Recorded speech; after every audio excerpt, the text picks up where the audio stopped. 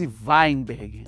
Anota esse nome, porque eu acho que todos os holofotes do ano, quando a gente pensa nas grandes atuações do cinema brasileiro, vão passar pelo desempenho monumental dela em O Último Azul. Você já ouviu a gente falar desse filme antes, não só a minha pessoa aqui no Arena, no set, mas também nosso parceiro Gustavo Valente lá no Momento Crítico. Por quê?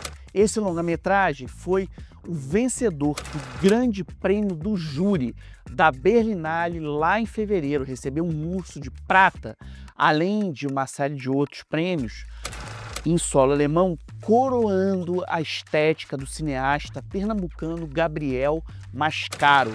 A Denise Weinberg interpreta Teresa, uma septuagenária que num Brasil distópico, onde pessoas 70 a mais são condenadas a padecerem em campos de concentração para os quais são levados por máquinas chamadas de catavelho, ela tenta buscar sua própria sorte, ser profeta do seu próprio destino, subindo o Rio Amazonas adentro. O Mascaro é pernambucano, mas esse filme é um filme amazônico, rodado lá.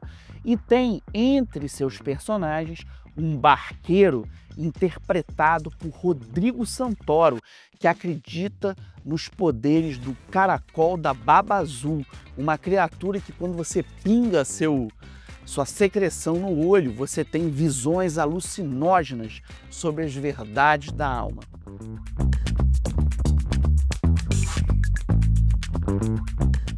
Sensação da Berlinale, O Último Azul é o longa-metragem de abertura do mais popular dos festivais do Brasil, Gramado.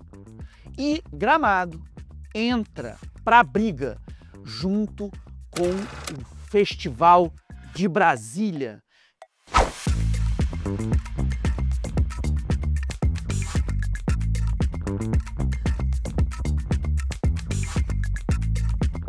Quem ganha? Roda a vinheta!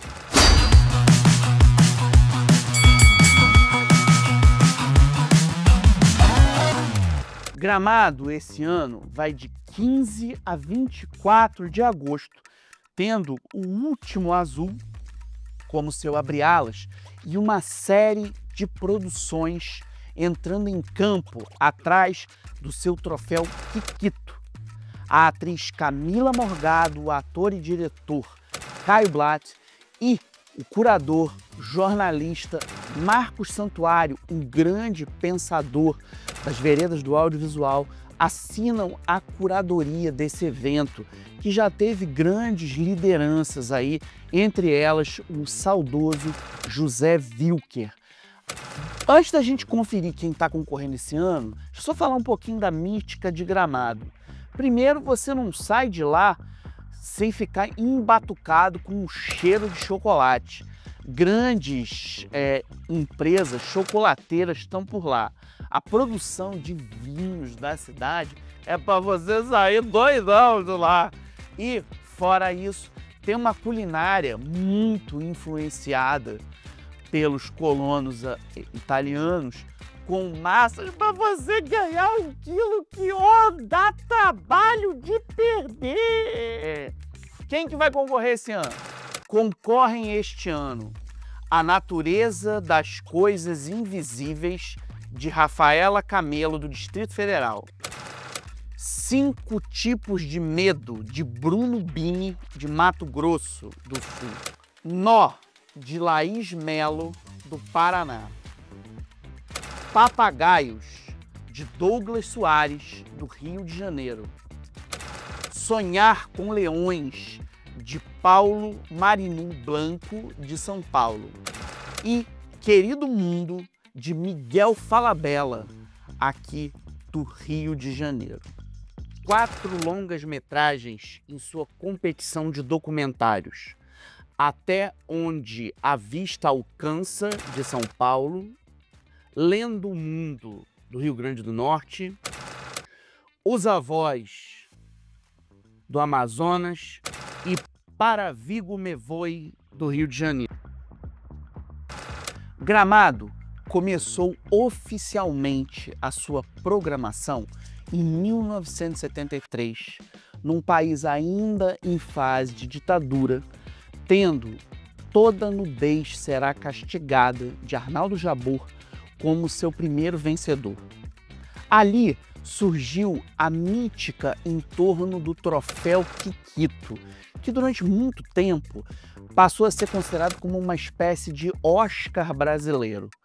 Durante muito tempo, essa figura assim imortalizada numa estatueta, ela evocava o deus Sol dos Pampas e ela era guardada de um jeito muito carinhoso, às vezes jocoso, por seus ganhadores. O jornal o Globo, lá em, se não me engano, 2008, deu até uma matéria sobre isso, né? O que eu faço? Onde guardar o seu Kikito?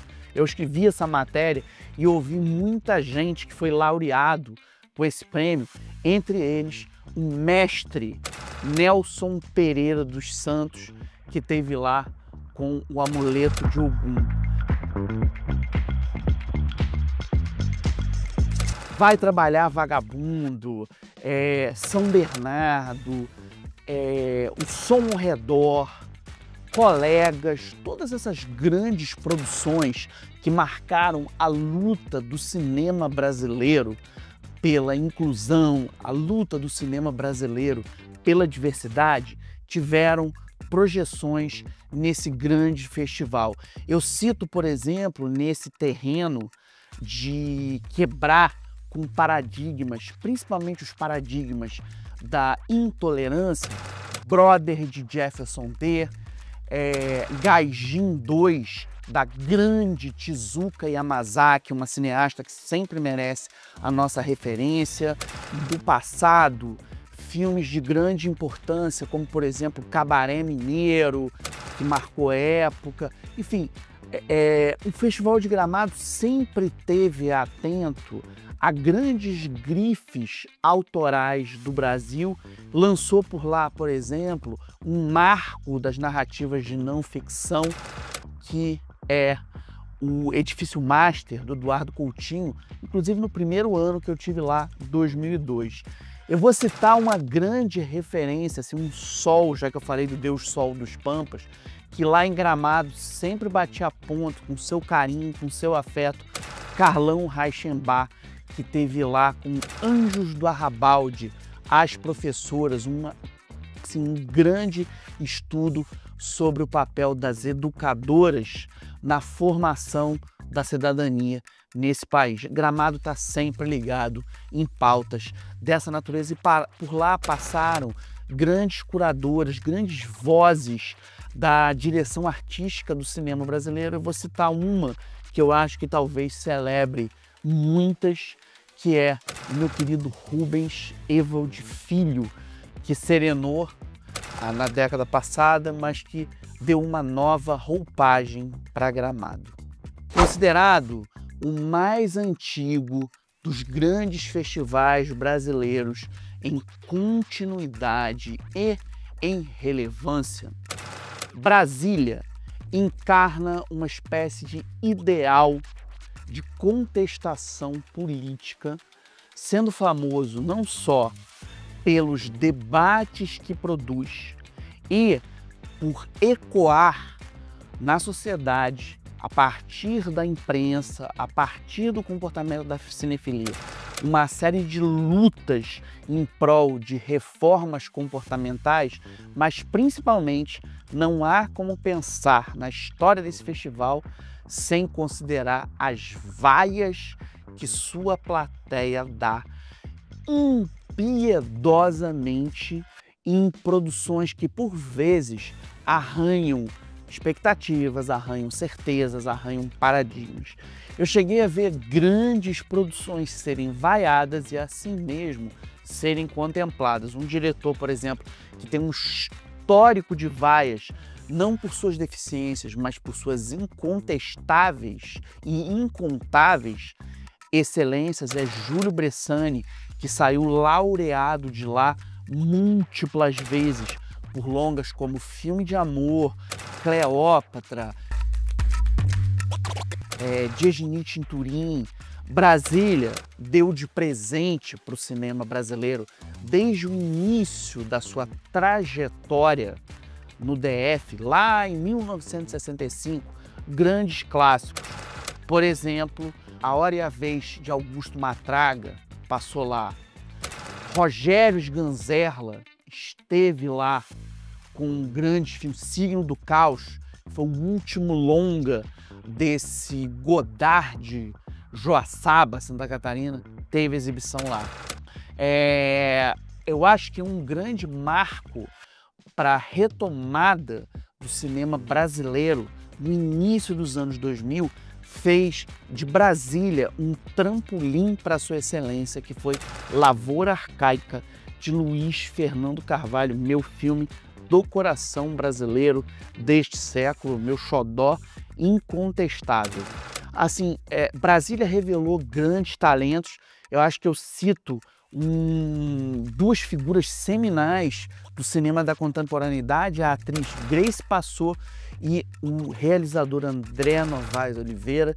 Temporada fez carreira a partir de Brasília, enfim, grandes nomes que estão por aí inquietando a gente, encontraram no DF, ali nas discussões do Conic, que era na frente, que tinha uma loja de quadrinhos assim, exemplar, a forma. Fabiana Queiroz me levou o Conic, tá vendo esse programa aqui, uma advogada, uma pensadora do direito. Esse cinéfila sabe a importância do Conic na geografia da cultura ali de Brasília, que ao longo de, mesmo nos maiores percalços que o Brasil passou na ditadura, enfim, depois com o engesso da nossa produção na era Collor, Brasília sempre esteve lá tentando mapear as diferentes produções e, sobretudo, dar vez para o cinema lá do próprio DF, para o grande cinema brasiliense, que revelou uma série de talentos. Acho que José Eduardo Belmonte, Cibele Amaral, assim, além do onipresente, durante muito tempo, Vladimir Carvalho, paraibano de Itabaiana, que encontrou em Brasília um lar e uma arena de trabalho. Com essas luvas aqui de Rock Balboa na mão, eu me lembro de um grande filme brasileiro que não passou nem por Gramado nem Brasília, mas que ganhou o Festival do Rio, que é o Cidade Baixa, em que o Lázaro Ramos faz um boxeador. Quando a gente coloca dois festivais da relevância cultural de Gramado e de Brasília para combater, a gente não está muito preocupado em saber quem ganha. Quem ganha é quem sabe contemplar o que um festival de cinema pode oferecer para uma cidade, seja ela a capital do Brasil, que é o caso desse grande festival do DF que coroa seus vencedores com o troféu Candango, seja um evento que acontece na Serra Gaúcha, ali entre chocolates e um turismo, atrações turísticas incríveis, mas que torna um espaço, um epicentro para se falar do cinema. Quem ganha este Arena no 7? Empate. De um lado, a excelência das pesquisas geopolíticas do Festival de Brasília. Do outro, a habilidade que Gramado tem de jogar com as paixões cinéfilas e fazer do tapete vermelho de seu palácio dos festivais um lugar de celebração midiática da troca de ideias a partir de imagens em movimento. Este Arena no 7 deixa algumas dicas para o futuro aí do bem-estar do nosso cinema. SIC, Central de Inteligência Cearense, é um novo longa-metragem estrelado por Edmilson Filho, pilotado por Halder Gomes. Eles dois conseguiram construir uma série de produções de enorme popularidade, desde lá do cine Hollywood, que veio lá de 2013, pequenininho, virou um fenômeno nacional.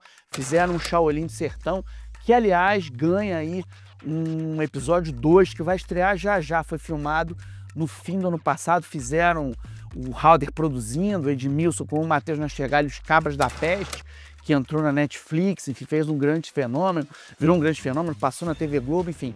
Uma dica central de inteligência cearense, SIC, que está em cartaz. E a gente sempre deixa dicas de quadrinhos para vocês. A editora Mitos tem uma nova safra de quadrinhos clássicos do Fantasma, que são impecáveis para a gente entender a relevância do herói mascarado com o Anel da Caveira, criado por Lee Falk. Eu queria lembrar esse programa um empório dos gauleses, como não falar do Asterix e Lusitânia, que está já chegando aqui via Record, vai ser um acontecimento da banda desenhada na Europa. O Arena no Set é parte de um empório empírico cinematográfico que inclui dicas de dorama, reflexões sobre grandes realizadores e realizadores, dicas de filme, análises sobre obras completas, enfim, viagens por grandes festivais internacionais que Gustavo Valente e este que vos fala, Rodrigo Fonseca, tem feito pelo mundo. Siga a gente, mergulha no nosso conteúdo, corre atrás das nossas dicas e salve o cinema!